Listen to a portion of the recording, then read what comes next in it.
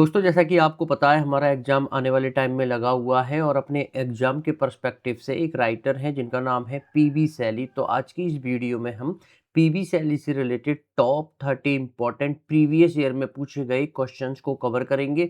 सभी क्वेश्चन बहुत ज़्यादा इम्पॉर्टेंट है आपके एग्ज़ाम के लिए, तो कोई भी क्वेश्चन को मिस मत करना। तो चलिए शुरू करते हैं दोस्तों। ये हमारा इस वीडियो का 91 क्वेश्चन है। 90 यानी कि 90 क्वेश्चन मैं ऑलरेडी बना चुका हूँ अलग-अलग वीडियो फॉर्मेट में। अगर वो क्वेश्चंस आपने नहीं देखी है या वीडियोज़ नहीं देखी है तो नीचे लिंक उनका डिस्क्रिप्शन में दे रखा है। वहाँ से जाकर आप उन वीडियोज़ को देख सकते हैं। सभी क्वेश्चंस को अच्छे तरीके से प्रिपेयर कर सकते हैं। एक भी क्वेश्चन मिस नहीं करना है। तो ये हमारा 91 क्वेश्चन है। तो चलिए शुरू करते हैं। तो हेलो दोस्तों, मैं हूं गौरव और आप देख रहे हैं अपना यूट्यूब चैनल टीचिंग बाय गौरव सर। पहला क्वेश्चन है which of the following is not correctly matched, यानी कि निम्नलिखित में से कौन सा सुमेलित नहीं है। और दोस्तों जितने भी हमारे यहाँ पर क्वेश्चंस होंगे वो सभी हिंदी और इंग्लिश दोनों ही भाषाओं में होंगे, जिससे कि आप क्वेश्चन को अच्छे तरीके से समझ सकें और 4 ऑप्शंस में से एक सही ऑप्शन को सेलेक्ट कर सकें। पीजीटी 2009 में ये प्रश्न आया है option A, when the lips have spoken loved accent are soon forget, when the lamp is shattered, B, nothing besides remain round the decay of that colossal wreck, Oja Mendes, option C, oh lift me as a wave, a leaf, a cloud, I fall upon the thorns of life, I bleed, ये ode to the best wind से ये lines है। A, a heavy weight of ours had chained and bored one to like the tameless and swift and proud, ये Adonis की line है। अब आपको बताना है कौन सा ऑप्शन सुमेलित यानी कि नॉट करेक्टली मैच्ड है। चलिए देख लेते हैं करेक्ट आंसर क्या होगा। जो करेक्ट उत्तर हो जाएगा वो हो जाएगा option D, a heavy weight of hours has chained and board one two like the timeless and Swift and proud. ये जो है एडोनिस की नहीं है, ये जो लाइन्स है ये ode to the best wind से हैं। इस बात को आपको ध्यान में रखना है। चलिए बढ़ते हैं अगले प्रश्न पर। To me that cup has been dealt in another measure, who has composed the following line, यानी कि मेरे लिए वह प्याला दूसरे माप में दिया है। इस पंक्ति की रचना किसने की थी। पीजीटी 2009 में प्रश्न आया है। A John Keats, B Shakespeare, C Robert Southey या डी पीबी सैली। चलिए देख लेते हैं करेक्ट आंसर क्या होगा। जो करेक्ट उत्तर हो जाएगा वो हो जाएगा ऑप्शन डी, पीबी सैली। यानी कि कवि कहता है कि जहां दुनिया में दूसरों को खुशियों का प्याला मिलता है वही मेरे हिस्से में किस्मत ने दुख का प्याला कुछ ज्यादा ही बड़ा दे दिया। चलिए बढ़ते हैं अगले प्रश्न पर। नेक्स्ट हमारा क्वेश्चन है, alas I have nor hope nor health nor peace within nor calm around, in which poem of Shelley do the following line occur, यानी कि हाय, ना मुझे कोई उम्मीद है, ना मेरा स्वास्थ्य ठीक है, ना मन में शांति और ना ही आसपास सुकून है। सैली की किस कविता में ये पंक्तियां आती हैं। पीजीटी 2009 में ये प्रश्न आया है। A ode to the best wind, B stanzas written in dejection, C to a skylark या डी एडोनिस। चलिए देख लेते हैं करेक्ट आंसर क्या होगा। जो करेक्ट उत्तर हो जाएगा वो हो जाएगा ऑप्शन बी। ये जो लाइन से स्टैंजा रिटन इन डिजेक्शन की लाइन है, यहाँ पर इन लाइंस का जो मतलब है वो समझ लेते हैं। ये पंक्तियां शैली की गहरी निजी निराशा को दिखाती हैं। पंक्ति की जो सरल व्याख्या है वो यह है, कवि बहुत दुखी है और कहता है कि अफसोस, ना तो मुझे कोई भविष्य की कोई अच्छी उम्मीद दिख रही है और ना मेरा स्वास्थ्य ठीक है और ना मेरे मन के अंदर शांति और ना ही मेरे चारों ओर सब कुछ शांत मुझे दिखाई देता है। तो इस तरीके से इन लाइंस का हिंदी में अनुवाद है। इस चीज को आपको ध्यान में रखना है। चलिए बढ़ते हैं अगले प्रश्न पर। How many acts are there in Shelley's lyrical drama Prometheus Unbound, यानी कि शैली के गीतात्मक नाटक प्रोमेथियस अनबाउंड में कितने अंक यानी कि कितने एक्ट हैं। पीजीटी 2009 में ये प्रश्न आया है। A1, B3, C4 या D5। चलिए देख लेते हैं करेक्ट उत्तर क्या होगा। जो करेक्ट आंसर हो जाएगा वो हो जाएगा 4। चलिए बढ़ते हैं अगले प्रश्न पर। Which of these poem by Shelley is written in blank verse, इनमें से कौन सी कविता जो शैली द्वारा लिखी गई है वो ब्लैंक वर्स में लिखी गई है। पीजीटी 2003 में प्रश्न आया है। A the witch of Atlas, B Hellas, C triumph of life या डी सेंची। चलिए देख लेते हैं करेक्ट आंसर क्या होगा। जो करेक्ट आंसर हो जाएगा वो हो जाएगा ऑप्शन डी, द सेंची। चलिए बढ़ते हैं अगले प्रश्न पर। नेक्स्ट हमारा क्वेश्चन है, which of these was written by Shelley, इनमें से कौन सी जो रचनाएं शैली द्वारा लिखी गई है। पीजीटी 2003 में प्रश्न आया है। A the 4 ages of poetry, B defence of poesy, C defence of poetry या डी पोइट्री एंड एनार्की। चलिए देख लेते हैं करेक्ट आंसर क्या होगा। जो करेक्ट उत्तर हो जाएगा वो हो जाएगा option C, defence of poetry. ये 1821 में शैली द्वारा लिखी गई थी। चलिए बढ़ते हैं अगले प्रश्न पर। प्रोमेथियस अनबाउंड इज अ, ये जो वर्क है प्रोमेथियस अनबाउंड, ये क्या है? टीजीटी 2010 में ये प्रश्न आया था। ए पोइटिक ड्रामा है, बी लिरिकल ड्रामा है, सी वर्स ट्रेजेडी है, या डी ड्रामेटिक सटायर है। चलिए देख लेते हैं करेक्ट आंसर क्या होगा। जो करेक्ट उत्तर हो जाएगा वो हो जाएगा ऑप्शन बी। ये क्या है? एक लिरिकल ड्रामा है। चलिए बढ़ते हैं अगले प्रश्न पर। Shelley's Adonais is a threnody bewailing the death of, यानी कि सैली की एडोनिस नाम का ये जो वर्क है किसके निधन पर शोक व्यक्त करने वाला गीत है? पीजीटी 2003 में ये प्रश्न आया था। A Harriet Shelley, B John Keats, C Robert Burns, या डी विलियम वर्ड्सवर्थ। चलिए देख लेते हैं करेक्ट आंसर क्या होगा। जो करेक्ट उत्तर हो जाएगा वो हो जाएगा ऑप्शन बी, जॉन कीट्स पर लिखा गया एक शोक गीत है। चलिए बढ़ते हैं अगले प्रश्न पर। O lift me as a wave, a leaf, a cloud, I fall upon the thorns of life, I bleed, in which poem of Shelley do the following line occur, यानी कि ओह मुझे एक लहर, एक पत्ते, एक बादल की तरह उठा लो, मैं जिंदगी के कांटों पर गिर गया हूँ, मेरा खून बह रहा है, ये पंक्तियां सैली की किस कविता में देखने के लिए मिलती हैं? पीजीटी 2010 में ये प्रश्न आया था। ए एडोनिस, बी टू स्काईलार्क, सी और टू द बेस्ट विंड, या डी लामेंट। चलिए देख लेते हैं करेक्ट आंसर क्या होगा। जो करेक्ट उत्तर हो जाएगा वो हो जाएगा option C, ode to the best wind में ये लाइंस देखने के लिए मिलती हैं। चलिए बढ़ते हैं अगले प्रश्न पर। The title of सैलीज in complete dream allegory is, यानी कि सैली की जो अधूरी स्वप्न रूपक रचना का शीर्षक क्या है? पीजीटी 2004 में ये प्रश्न आया है। A Mont Blanc, B revolt of Islam, C Hellas, या डी ट्रियम्फ ऑफ लाइफ। चलिए देख लेते हैं करेक्ट आंसर क्या होगा। जो करेक्ट उत्तर हो जाएगा वो हो जाएगा option D, the Triumph of life, यानी कि सैली की अंतिम रचना थी जो 1822 में उनकी मृत्यु के कारण अधूरी रह गई थी। चलिए बढ़ते हैं अगले प्रश्न पर। सैलीज एडोनिस इज, सैली की जो एडोनिस है वो है क्या है? पीजीटी 2004 में प्रश्न आया था। ए ये एक ट्रेजेडी है, बी ये एपिक पोइम है, सी ये एक पेस्टोरल एलिजी है, या डी ये एक पोइम इन ब्लैंक वर्स है। चलिए देख लेते हैं करेक्ट आंसर क्या होगा। जो करेक्ट उत्तर हो जाएगा वो हो जाएगा ऑप्शन सी, सैली की जो एडोनिस है ये क्या है? एक पेस्टोरल एलिजी है। पेस्टोरल एलिजी यानी कि एक शोक गीत होता है ना, और ये 55 छंदों में लिखा गया, यानी कि 55 इसमें स्टैंजा है। चलिए बढ़ते हैं अगले प्रश्न पर। Which of the following poets was influenced by Godwin, निम्नलिखित में से कौन सा कवि गॉडविन नामक जो एक इंसान था उनसे प्रभावित था? पीजीटी 2003 में प्रश्न आया है। ए शेक्सपियर, बी वर्ड्सवर्थ, सी सैली, या डी टेनिसन। चलिए देख लेते हैं करेक्ट आंसर क्या होगा। जो करेक्ट उत्तर हो जाएगा वो हो जाएगा ऑप्शन सी, सैली, यानी कि सैली विलियम गॉडविन के राजनीतिक विचारों से बहुत अधिक प्रभावित हुए थे। चलिए बढ़ते हैं अगले प्रश्न पर। Who wrote the poem the triumph of life, ये जो ट्रिम्फ ऑफ लाइफ नाम का वर्क है, कविता है, किसने लिखी थी? पीजीटी 2005 में प्रश्न आया है। ए कीट्स, बी टेनिसन, सी सैली, या डी वर्ड्सवर्थ। तो यहाँ पर आप देख सकते हैं ये जो वर्क है ट्रिम्फ ऑफ लाइफ, इससे रिलेटेड एग्जामिनर घुमा फिरा कर या इससे चिपका कर किस तरीके से क्वेश्चन रिपीट कर करके आपके एग्जाम्स में पूछ रहा है, तो इन सब चीज़ों को ना नोटिस करते हुए चलना है। चलिए आंसर देख लेते हैं। जो करेक्ट उत्तर हो जाएगा वो हो जाएगा ऑप्शन सी, सैली। और यहाँ पर मैंने अपनी तरफ से कोई क्वेश्चन नहीं दिया है, सब पुराने प्रीवियस ईयर में जो एग्जाम्स में पूछी गए हैं वही क्वेश्चंस हैं। ये मैंने अपनी तरफ से कुछ नहीं बनाया है, सब पुराने समय से उठाकर पुराने टाइम में जो एग्जामिनर के द्वारा पूछे गए हैं रिपीट कर करके उन्हीं क्वेश्चंस को मैंने उठाया है, जिससे कि आपको एक आइडिया लगे कि कौन से क्वेश्चन एग्जामिनर बार बार रिपीट करके पूछ रहा है और हमें कौन से क्वेश्चन को अच्छे तरीके से लर्न कर लेना है, प्रिपेयर कर लेना है। तो यहाँ से थोड़ा बहुत आप अपना दिमाग चला सकते हैं। तो यहाँ पर आंसर भी देख सकते हैं। It is written in terza rima and was Shelley's final major work, ये टैर्जा रिमा में लिखी गई है और सैली की जो अंतिम कृति यानी कि लास्ट वर्क था सैली का। चलिए बढ़ते हैं अगले प्रश्न पर।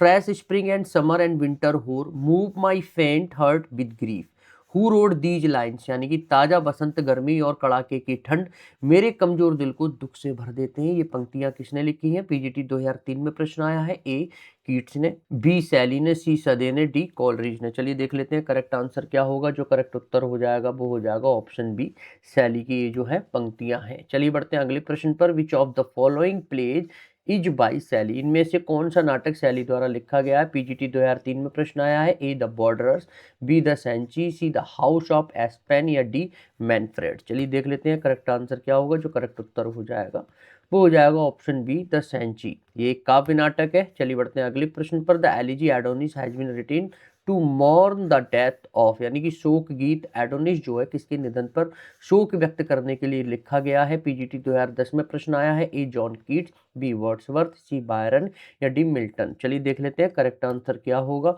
जो करेक्ट उत्तर हो जाएगा वो हो जाएगा ऑप्शन ए जॉन कीट्स। चलिए बढ़ते हैं अगले प्रश्न पर।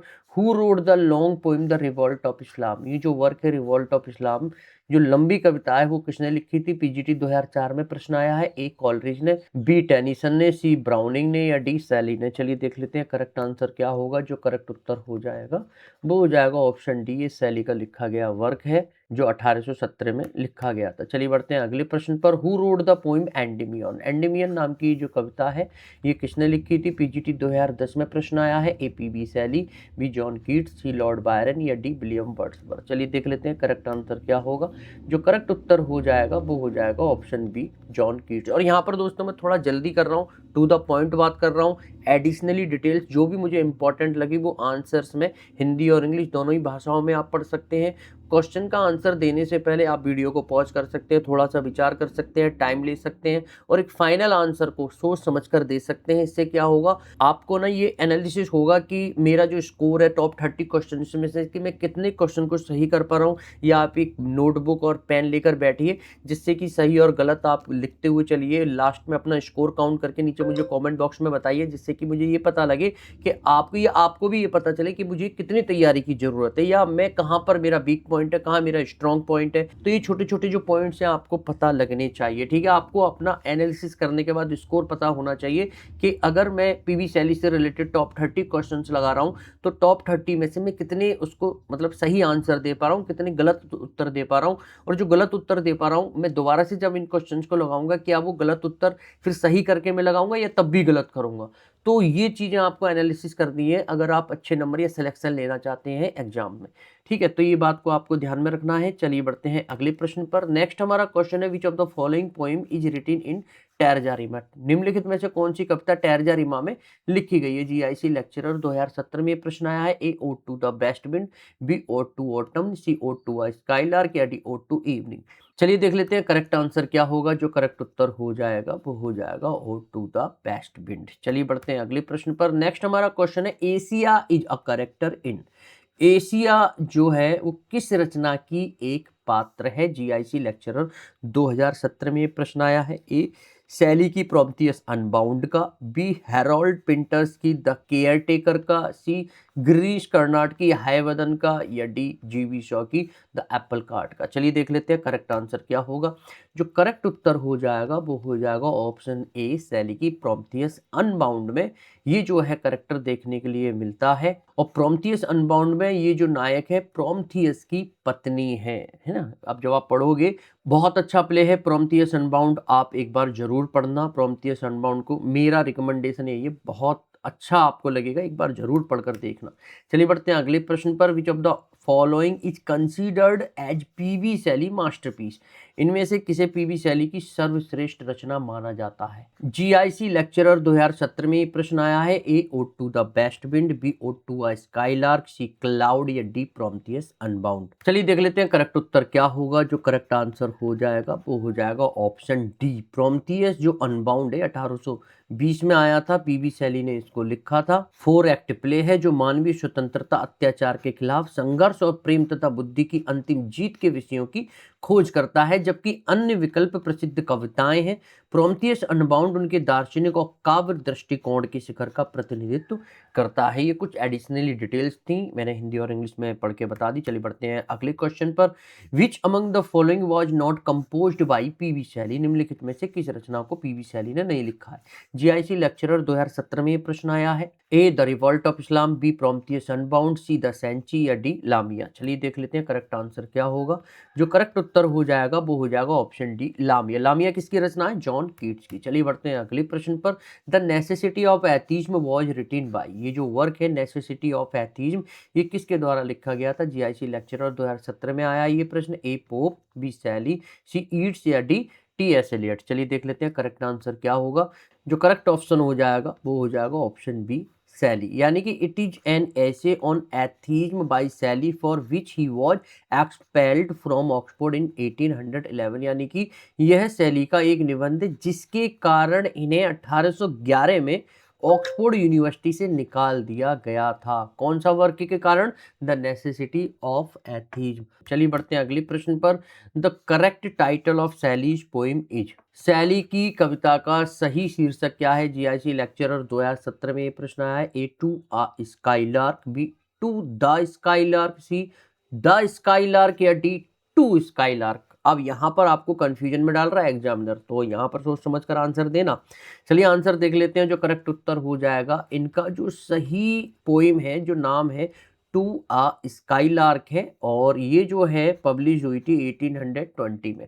चलिए बढ़ते हैं अगले प्रश्न पर। नेक्स्ट हमारा क्वेश्चन है, द लिरिकल जीनियस ऑफ खाली जगह can be experienced in poems like ode to the best wind, to a skylark और अलास्टर। किसकी गीतात्मक प्रतिभा का अनुभव ode to the best wind, Alastor जैसी कविताओं में किया जा सकता है? झारखंड पीजीटी 2017 में प्रश्न आया है। ए कीट्स, बी शैली, सी बायरन या डी वर्ड्सवर्थ। चलिए देख लेते हैं करेक्ट आंसर क्या होगा। जो करेक्ट उत्तर हो जाएगा वो हो जाएगा ऑप्शन बी शैली, यानी कि शैली अपनी बहुत सुंदर और सुरीली कविताओं के लिए प्रसिद्ध है। चलिए बढ़ते हैं अगले प्रश्न पर। Who said poets are the mirror of gigantic shadows which futurity cast upon the present. किसने कहा कवि उन विशाल परछाइयों के आईने हैं जो भविष्य वर्तमान पर डालता है? एलटी 2018 में प्रश्न आया है। ए PB Shelley, B Robert browning, सी डब्ल्यू.एच. ऑर्डन या फिर डी लॉर्ड टेनिसन। चलिए देख लेते हैं करेक्ट आंसर क्या होगा। जो करेक्ट उत्तर हो जाएगा वो हो जाएगा ऑप्शन ए पीबी शैली। यहाँ पर कवि का मतलब है कि कवि आईने की तरह होते हैं जो आने वाले भविष्य के बड़े बदलावों और घटनाओं को उनके होने से पहले ही आज के समय में दिखा देते हैं। और ये प्रसिद्ध बात शैली ने अपनी रचना अ डिफेंस ऑफ पोइट्री में कही थी। ये बात को आपको ध्यान में रखना है। चलिए बढ़ते हैं अगले प्रश्न पर। नेक्स्ट हमारा क्वेश्चन है, make me thy lyre even as the forest is, what if my leaves are falling like its own. The above line are taken from, यानी कि मुझे अपना वाद्य यंत्र यानी कि लायरे बना लो जैसे कि जंगल है, क्या हुआ अगर मेरे पत्ते भी उसकी तरह गिर रहे हैं। उपयुक्त पंक्तियां कहां से ली गई हैं? D triple S B TGT 2018 में प्रश्न आया है। A the cloud, B to a skylark, यहाँ पर डी नहीं है, ये के है, सी टू नाइट या D ode to the best wind. चलिए देख लेते हैं करेक्ट आंसर क्या होगा।